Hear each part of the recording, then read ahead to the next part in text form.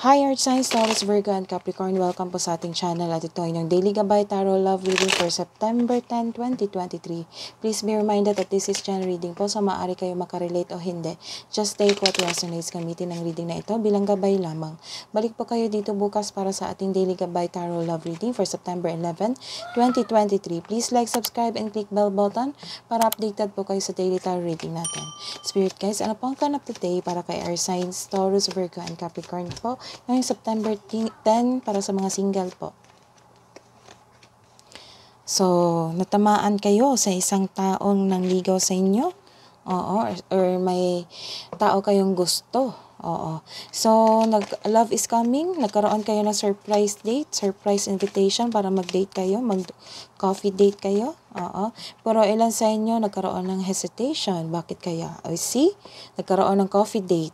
So, meeting and nagkaroon ng conversation kayo. So, you both like each other. Nagkaroon kayo ng you support each other. Wow. So, nagsimula kayo sa friendship. So, may pag-asa pala tong taong ito. So, sa mga may relasyon dyan, ang kadate nyo ngayon, ang yung kaparehang nyo ngayon, ang yung asawa nyo ngayon is yung twin flames mo. Twin flames is malaki ang part niya sa life mo. Nagbibigay ito ng lessons ng malaking lessons sa buhay nyo para magkaroon kayo ng maturity. Oo. So, ilan sa inyo nagpaplano na mag-outing kayo? Oo. Na mag-outing kayo para sa inyong some of you, magsa-celebrate kayo ng anniversary, monthsary, gano'n. So, magsa-celebrate kayo, mag-take time to each other kayo. So, let's see the message from Spirit Guides. So, this is a reverse card. Nagkaroon po kayo ng impatience. Nagkaroon kayo ng impatience. Bakit? Sa inyong, baka late dumating yung nag-invite sa inyo or late ka. So, huwag kayong malate. So, mag-ingat din sa scam investment. Lumabas na naman yung scam investment. May taong manloloko. Oo, naging impatient ka, naging frustrated ka. Kasi gusto mo gusto mo na maging kayo or siya. Gusto niyang maging kayo. Interesado talaga siya sa iyo. Oo, at interesado ka rin sa kanya. Yan yung nakikita ko.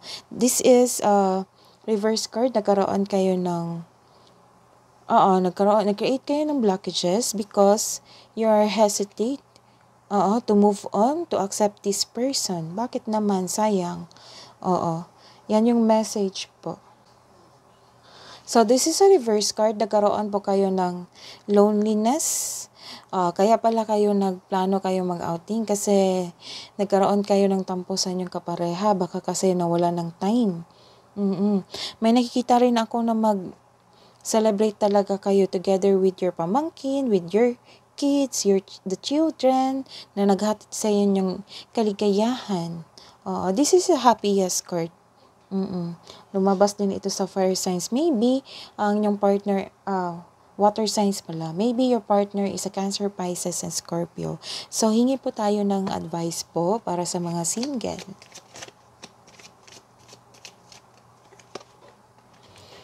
Set your intentions with heart and soul. So, iset nyo daw. So, what's the love advice po para sa mga may relasyon? Para sa September 10 po. Tested. So, your relationship is being tested. Your strengths and weaknesses are being tested. So, what's the hidden message? Hidden message, hidden truth. Ano yung iniisip nyo sa inyong kapareha? Iniisip nyo ngayon?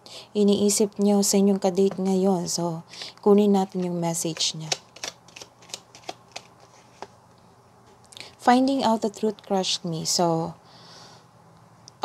sa mga may relasyon, I'm starting to understand our connection. Yan yung sabi ng kapareha mo or ikaw mismo. Yan yung iniisip mo. Ano yung advice sa mga single po? Playfulness. Laughter is the best therapy. Have some fun together and remember, love is the greatest healer. So, connected to sa inyong kadate nyo ngayon.